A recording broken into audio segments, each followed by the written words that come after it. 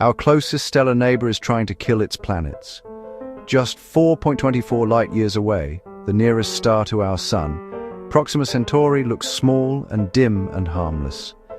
But new research is revealing a violent, restless star that bombards its planetary system with deadly flares powerful enough to strip atmospheres and sterilize surfaces. And it has a planet sitting right in its habitable zone. Hey, space family! Welcome back to D3, Discover Deep Dreams, your educational gateway to the cosmos and beyond. I'm your co-captain, and today we're talking about Proxima Centauri, our closest stellar neighbor, and why new findings suggest it may be one of the most hostile star systems in our cosmic neighborhood. Proxima Centauri is a red dwarf star, small, cool, and dim compared to our Sun. It's roughly 1/8 the mass of the Sun and about 1/7 its diameter.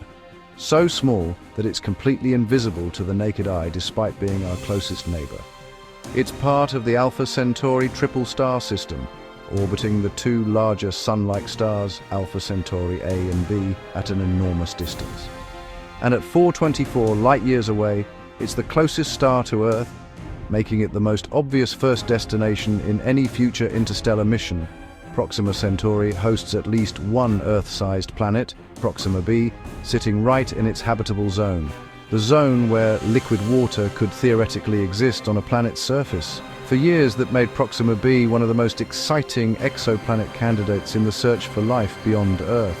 But new research is complicating that excitement considerably. Red dwarf stars like Proxima Centauri are vastly more active than our Sun.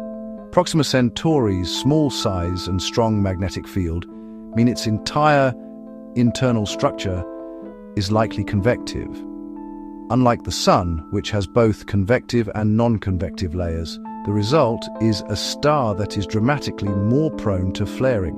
Using the Atacama Large Millimeter Array, ALMA, researchers led by Kiana Burton of the University of Colorado detected intense flaring activity from Proxima Centauri at radio and millimeter wavelengths, revealing a dimension of the star's violence that optical telescopes had been missing entirely.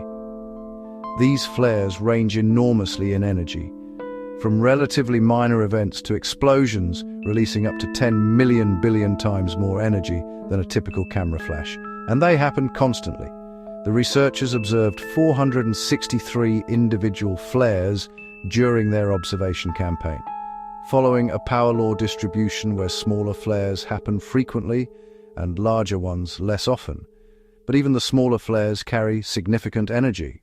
Here's where it gets serious for the question of life. Proxima Centauri's habitable zone is much closer to the star than Earth is to the Sun, meaning Proxima b is exposed to these powerful flares before their energy can dissipate over distance. The consequences are potentially devastating.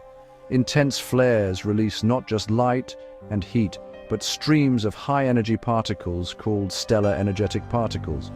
These particles can strip essential elements from a planet's atmosphere, gradually eroding the very layer of gas that protects a surface from radiation and maintains conditions for liquid water. NASA science bombard any surface with radiation levels far exceeding what most life as we know it could survive. Destroy ozone layers, removing the shield that blocks the most damaging ultraviolet radiation.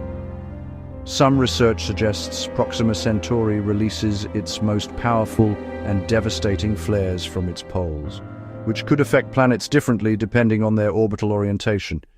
The honest answer is we don't know yet, and the science is genuinely divided. Some studies conclude that the flare activity makes Proxima b essentially uninhabitable. The atmospheric stripping would be too severe, the radiation too intense.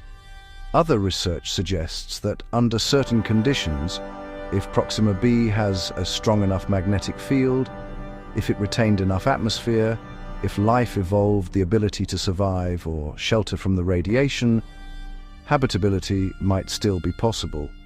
Webb has also found new evidence for a large planet orbiting in the habitable zone of Alpha Centauri A, one of Proxima's stellar companions, adding another fascinating layer to the question of life in our nearest stellar neighborhood. The honest answer is we simply don't have enough data yet. We haven't directly imaged Proxima b's atmosphere. We don't know its magnetic field strength. We don't know its composition.